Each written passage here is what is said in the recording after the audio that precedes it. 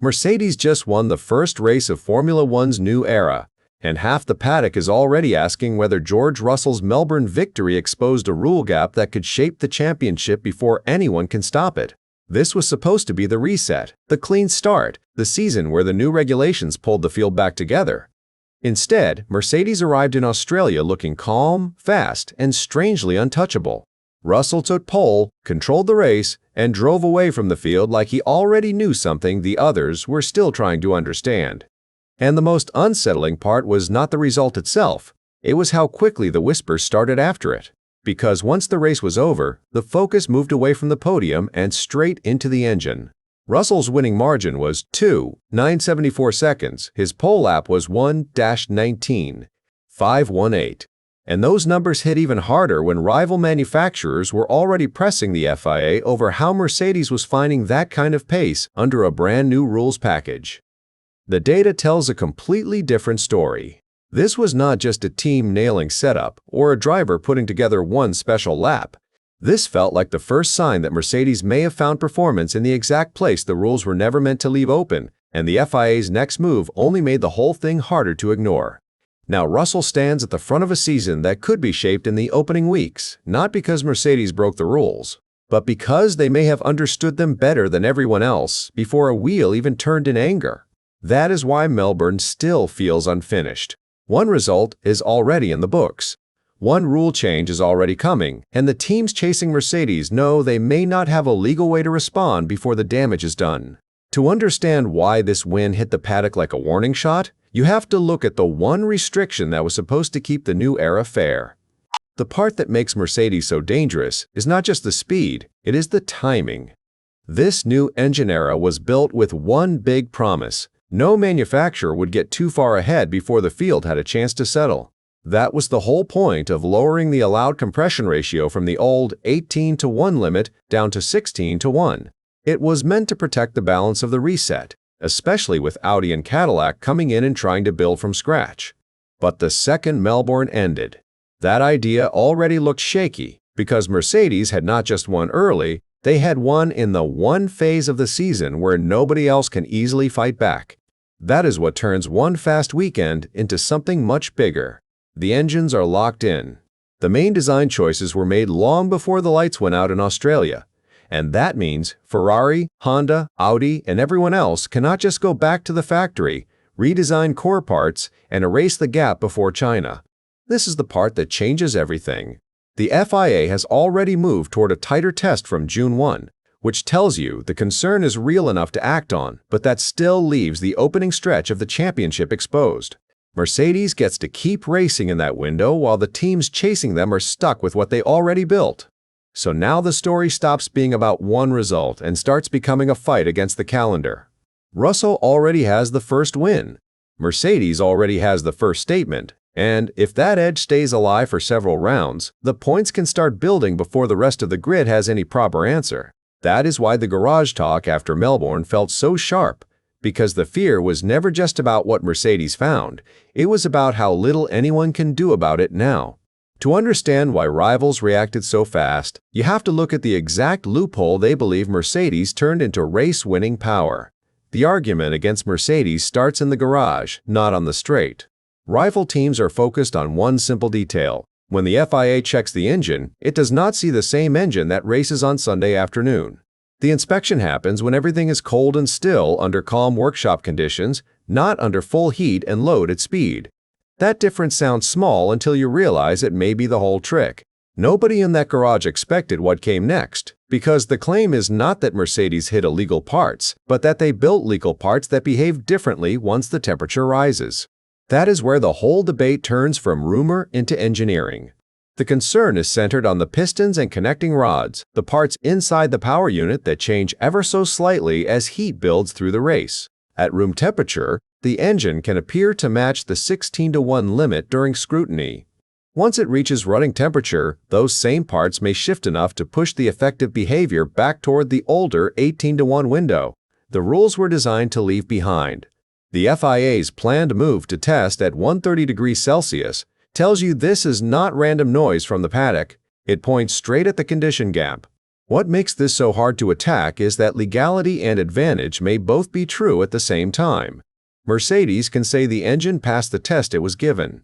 Their rivals can say the test itself missed the real operating state that decides performance. That is why this row is spreading so quickly through the sport. Because it sits in the gray area every top team dreams of finding first. But theory only matters if it changes the stopwatch. And once the numbers from Melbourne are placed next to the claims, the whole thing starts to look even more serious. Once the stopwatch entered the conversation, the whole debate stopped sounding theoretical. The figures coming out of the paddock were not small enough to brush aside as setup luck or one clean qualifying lap. Some inside the sport were talking about a gain of 20 to 30 horsepower. More careful estimates pulled that down to roughly 13. But even that smaller number still points to a margin big enough to shape an entire weekend. Around Albert Park, where speed carries through long-loaded sections and the power unit matters more the longer the car stays under strain, that kind of edge does not just help a driver attack. It lets a team control the race. Russell's pace in Melbourne made that fear feel real. He put the Mercedes on pole with a lap of 1.18, then turned that front foot into a victory margin of 2.974 seconds, and those numbers landed hard because the car never looked like it was scraping for the limit. But the real story was never about the lap time. Ferrari still had strong moments in the race. Charles Leclerc looked sharp through the slower corners, and the Ferrari launch phases showed there was speed in that package too. That matters because it tells you Mercedes were not unbeatable everywhere.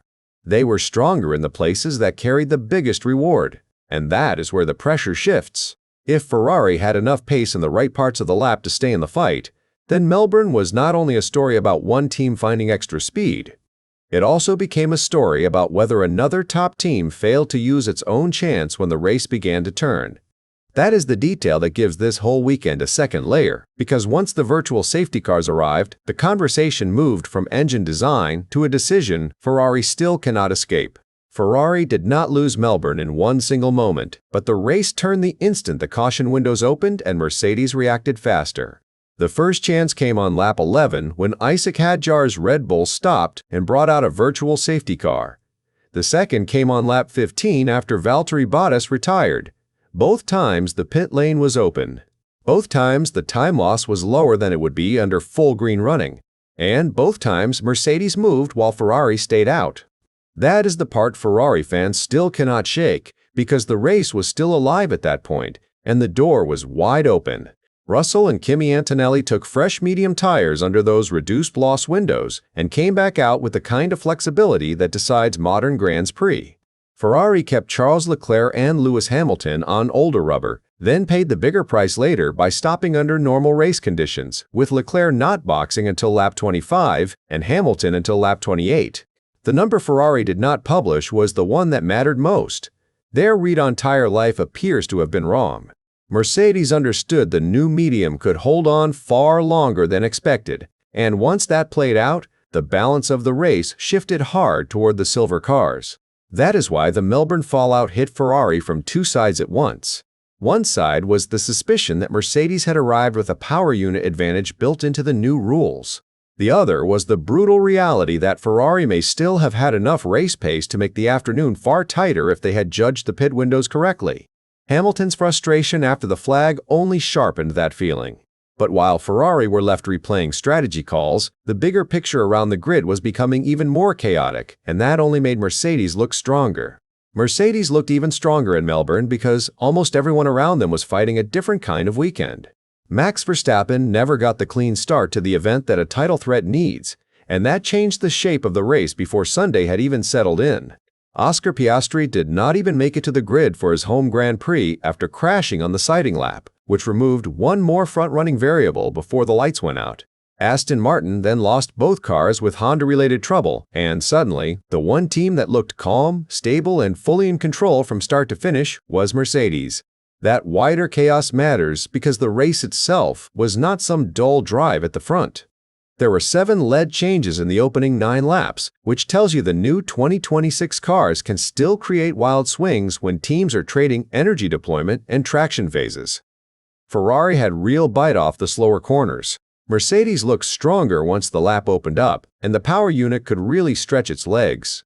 Verstappen's recovery to 6th from the back showed there was still action deeper in the field, but what no broadcast covered is this. Every rival story in Melbourne came with instability attached to it, while Mercedes kept stacking clean laps. That is why the reaction after Australia was not only about one technical debate. It was also about the feeling that the rest of the field was still trying to survive the new era, while Mercedes had already learned how to live in it. Russell had the pace, Antonelli had the control, and the car never seemed to drift into the sort of trouble that swallowed other teams across the weekend. But once the wider grid mess is stripped away, the bigger question still remains, because Formula One has seen this pattern before, and history is usually where these arguments get even more uncomfortable. Mercedes are not the first team to leave Formula One asking one brutal question. If the car passed the checks and won on Sunday, who gets to decide when clever becomes too clever? That is why Melbourne hit such a nerve. This story lands in a sport with a long memory, and that memory is full of moments where the rulebook was read one way in the garage and another way once the stopwatch started speaking. The reason the paddock reaction felt so sharp is simple. Everyone in Formula One has seen this pattern before, and almost nobody trusts it to end cleanly. Ferrari's engine controversy in 2019 still hangs over this sport because rival teams believed they had found a way around fuel flow measurement. The FIA issued directives during that season, and Ferrari later reached a confidential settlement with the governing body that triggered outrage across the grid. Renault's mass damper story in 2006 followed a different path but left the same scar, legal, until it suddenly was not. Honda in 2005 went further and paid for it with disqualification and a ban. The pattern is what matters. Formula One usually closes the gap after the fact, but it rarely reaches back and rewrites what already happened. That is why Russell's Melbourne win now feels protected and exposed at the same time. Protected because no formal protest erased the result after the opening weekend. Exposed because every rival team now knows the political fight is only getting louder from here, especially with Mercedes leading early and the next rounds arriving fast. The race is over, but the argument has only started, and once you place this Mercedes debate next to older F1 flashpoints, the real pressure moves away from one car and lands squarely on the FIA. That is the point where this story stops looking technical and starts looking like a championship problem. Mercedes may have left Melbourne with a legal result, but the real damage might be what that result now tells every team about the new era. George Russell has the win. Kimi Antonelli has second place, and the standings already carry the shape of a team that struck first when the rules were still fresh. That is why this story does not end at the flag. It carries straight into China, because once a title fight begins with one car looking this settled, every unanswered question starts to feel heavier. The issue is no longer whether Melbourne happened. The issue is what Melbourne has already set in motion. The wider fear around the sport makes that even sharper. The 2026 cars were supposed to open a bold new chapter, yet the first race already pushed drivers into public frustration over how these machines race and how much energy management now shapes the show. Max Verstappen has described the new direction as Formula E on steroids, while Lando Norris has also questioned how natural the racing feels under this package. That means the FIA is now squeezed from both sides at once. One argument over how Mercedes found speed, and another over whether the rules themselves are creating the right kind of Formula One. So the answer to the big question is now sitting in plain view. Mercedes did not need Melbourne to prove guilt, they needed Melbourne to prove understanding. Russell's victory stands, the points stay on the board, and the teams behind already know that waiting for June could cost them far more than one Grand Prix. That is why this opening round feels so important. It was not just the first win of a new season. It may have been the first warning that the team reading the rules most aggressively could shape the whole championship before the rest of the grid ever gets the chance to answer.